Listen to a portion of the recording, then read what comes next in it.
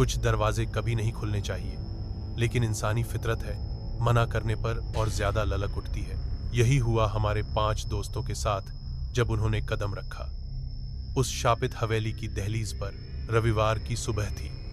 5 दोस्त, आदित्य, रोहन, नेहा, कविता और जैन, एक पुरानी कार में बैठे किसी एडवेंचर की तलाश में शहर से दूर निकल पड़े थे। सभी का कॉलेज खत्म हो चुका था और जिंदगी अब जॉब्स की ओर बढ़ रही थी, लेकिन उस एक आखिरी ट्रिप का सपना सबने साथ मिलकर देखा था।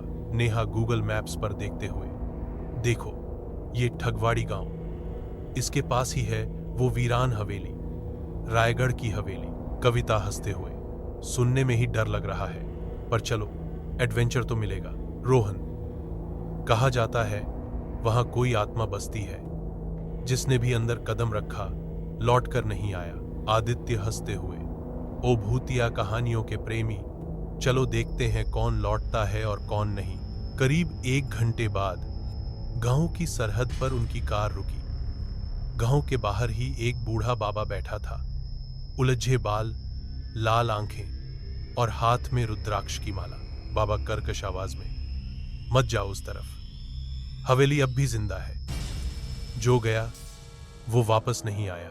जैन, बाबा जी, हम सिर्फ घूमने जा रहे हैं, बस फोटो वोटो लेंगे और निकल लेंगे। बाबा धीरे से, जो देखने जाओगे वो देखने लगेगा तुम्हें। सब एक दूसरे की ओर देखकर हंस पड़े, पर अंदर ही अंदर थोड़ी बेचैनी सबके मन में घर कर गई थी। रायगढ़ हवेली एक ऊंची पहाड़ी के ऊपर थी। उसका काला रंग अब मिट चुका था, लेकिन दीवारों पर जाले और लताओं ने उसे और भी डरावना बना दिया था। एक बड़ा सा लोहे का दरवाजा, जिस पर ताले की जगह सिर्फ टूटी हुई जंजीरें लटकी थीं। कविता धीरे से, ताला क्यों नहीं है? आदित्य, शायद कोई डर के मारे लगाने की हिम्मत नहीं करता। वे सब अंदर घुसते हैं। हवेली के अंदर की हवा भारी थी, जैसे किसी ने बरसों से खिड़की नहीं खोली हो। दीवारों पर पुरानी तस्वीरें लटकी थीं, एक महिला की मुस्कुराती तस्वीर, लेकिन उस मुस्कान में कुछ अजीब था। हॉल के बीचों बीच एक बड़ा सा आईना रखा था, धूल से भरा हुआ। जैन ने मजाक में अपनी टी शर्ट से उसे साफ करना शुरू किया। जैसे ही आईना साफ हुआ, एक झलक दिखाई दी। उसमें सभी दोस्त थे, लेकिन पीछे एक और छाया थी, नेहा। कौन है पीछे? वे सभी पीछे मुड़ते हैं, पर पीछे कोई नहीं। रोहन घबराकर, आईना झूठ नहीं बोलता, मैंने भी देखा है। कविता, ये सब तुम्हारे दिमाग का खेल है, यह कुछ नहीं है। ऊपर की मंजिल पर एक कमरा था, जिसकी दरवाजा बंद था, लेकिन उस पर खून से लिखा था, मत खोलो ये दरवाजा, रूह अब भी कैद है। आदित्य, ये तो और भी इंटरेस्टिंग हो गया, चलो खोलते हैं। नेहा डरते हुए, मुझे ठीक नहीं लग रहा। लेकिन दरवाजा खुद ही धीमे से चर्रर करके खुल गया। कमरे में एक लकड़ी की पालकी थी, टूटी फूटी, लेकिन उस पर बैठी थी एक गुड़िया, लाल जोड़े में, गहनों से सजी, और उसकी आंखें काली, गहरी और जैसे जिंदा हो। जैन हंसते हुए, इतनी डरावनी गुड़िया, इसे तो घर ले चलते हैं। कविता गुस्से में, पागल हो क्या, मत छुओ इसे। लेकिन जैसे ही जैन ने उसे उठाया, एक तेज झोंका आया, खिड़कियां खुद ब खुद बंद हो गईं और दरवाजा धमाक से बंद हो गया। गुड़िया की आंखें धीरे धीरे हिलने लगी और तभी जैन की नाक से खून बहने लगा।